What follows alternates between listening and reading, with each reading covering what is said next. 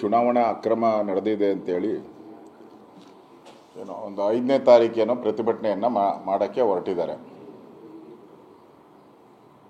ನನಗನ್ಸುತ್ತೆ ರಾಹುಲ್ ಗಾಂಧಿಗೆ ಮೊದಲಿಂದನೂ ಸ್ವಲ್ಪ ಬುದ್ಧಿ ಕಡಿಮೆ. ಅವ್ರದೇ ಸರ್ಕಾರ ಇರೋದಿಲ್ಲ. ಪಾರ್ಲಿಮೆಂಟ್ ಚುನಾವಣೆ ನಡೆದಾಗ ಕಾಂಗ್ರೆಸ್ ಸರ್ಕಾರ ಚುನಾವಣಾ ನಿರ್ವಹಣೆ ಮಾಡೋದು ಎಲ್ಲನೂ ಕೂಡ ಅಲ್ಲಿನ ಜಿಲ್ಲಾಧಿಕಾರಿಗಳು, ತಹಸೀಲ್ದಾರು, AC, ಪೊಲೀಸು ಇವರೇ ಚುನಾವಣೆ ನಿರ್ವಹಣೆ ಮಾಡೋರು. ಅವರೇ ನೇಮಕ ಮಾಡಿದಂಥ ಅಧಿಕಾರಿಗಳು ಕರ್ನಾಟಕದಲ್ಲಿ ಇರೋವಂಥದ್ದು. ಅವ್ರ ನೆಂಟರನ್ನ, ಅವ್ರ ಬಂಧುಗಳನ್ನ, ಅವ್ರ ಜಾತಿದವ್ರನ್ನ ಇವೆಲ್ಲ ಮಾಡಿದ್ದಾರೆ. ಯಾವ ಮುಖ ಇಟ್ಕೊಂಡು ರಾಹುಲ್ ಗಾಂಧಿಯವರು ಇಲ್ಲಿ ಪ್ರತಿಭಟನೆಗೆ ಬರ್ತಾ ಇದ್ದಾರೆ?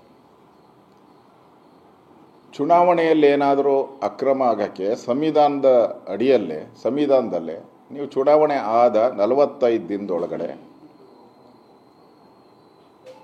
ಏನಾದರೂ ಅಕ್ರಮ ಆಗಿದ್ದರೆ, ದುಡ್ಡು ಹಂಚಿಕೆ ಮಾಡಿದರೆ, ಚುನಾವಣಾ ಅಕ್ರಮ ಆಗಿದ್ದರೆ ಕಂಪ್ಲೇಂಟ್ ಕೊಡೋಕ್ಕೆ ಅಧಿಕಾರ ಇದೆ. ಅಷ್ಟು ಕಾಮನ್ ಸೆನ್ಸು. ಆ ಕಾಮನ್ ಸೆನ್ಸು ಗೊತ್ತಿಲ್ಲದೆ ಇರತಕ್ಕಂಥ ರಾಹುಲ್ ಗಾಂಧಿಯವರು ಅವಾಗ ಯಾಕೆ 45 ದಿನದಲ್ಲಿ ನೀವು ಯಾಕೆ ಅರ್ಜಿ ಹಾಕಲಿಲ್ಲ? ಈಗ ಬಿಹಾರ್ ಚುನಾವಣೆ ಬಂದಿದೆ ಅಂತೇಳಿ ಈಗ ಯಾಕೆ ಅರ್ಜಿ ಹಾಕ್ತಾ ಇದ್ದೀರಾ? ಅಂದರೆ ಚುನಾವಣಾ ಆಯೋಗವನ್ನು ಟಾರ್ಗೆಟ್ ಮಾಡಿ ದೇಶದಲ್ಲಿ ಯಾವುದು ಸರಿ ಇಲ್ಲ, ಕಾಂಗ್ರೆಸ್ ಪಾರ್ಟಿನೇ ಸರಿ, ಕಾಂಗ್ರೆಸ್ ಪಾರ್ಟಿ ಬಿಟ್ಟು ಬೇರೆ ಯಾರೇ ಅಧಿಕಾರಕ್ಕೆ ಬಂದರೂ ಅವರು ಸರಿ ಇಲ್ಲ, ಆಯೋಗಗಳು ಸರಿ ಇಲ್ಲ ಅನ್ನೋದನ್ನು ಜನರಿಗೆ ಮಂಕುಬೂದಿ ಎರಚಬೇಕು ಅಂತೇಳಿ ಮಾಡ್ತಾ ಇರೋವಂಥ ಪ್ರಯತ್ನ. ಇಲ್ಲಿನ ಸರ್ಕಾರ ಏನಾದರೂ ಅವ್ರಿಗೆ ಏನೋ ಪಾದಯಾತ್ರೆ ಮಾಡ್ತೀರಿ ಅಂತ ಹೇಳ್ತಾ ಇದ್ದಾರೆ. ಮಹದೇವಪುರದಿಂದ ಎಲೆಕ್ಷನ್ ಆಫೀಸ್ವರೆಗೂ ಪಾದಯಾತ್ರೆ ಅಂತ ಹೇಳ್ತಾ ಇದ್ದಾರೆ. ಯಾವ ಕಾನೂನು ಅಡಿಯಲ್ಲಿ ಅವ್ರಿಗೆ ಅನುಮತಿಯನ್ನು ಕೊಡ್ತೀರಾ? ನಾವು ಕೇಳಿದಾಗ ನಾವು ಹಲವಾರು ಬಾರಿ ಕೇಳಿದ್ದೀರಿ. ಫ್ರೀಡಮ್ ಪಾರ್ಕ್ ಬಿಟ್ಟರೆ ಆಚೆ ಬಂದ ತಕ್ಷಣ ನಮ್ಮನ್ನು ಅರೆಸ್ಟ್ ಮಾಡ್ತಾರೆ. ಇವ್ರಿಗೆ ಯಾವ ಅಧಿಕಾರದಲ್ಲಿ? ಈಗಾಗಲೇ ಹೈಕೋರ್ಟ್ ಆದೇಶ ಆಗಿದೆ, ಯಾವುದೇ ರ್ಯಾಲಿಗಳಿಗೆ ಅನುಮತಿ ಕೊಡಬಾರ್ದು ಅಂತೇಳಿ.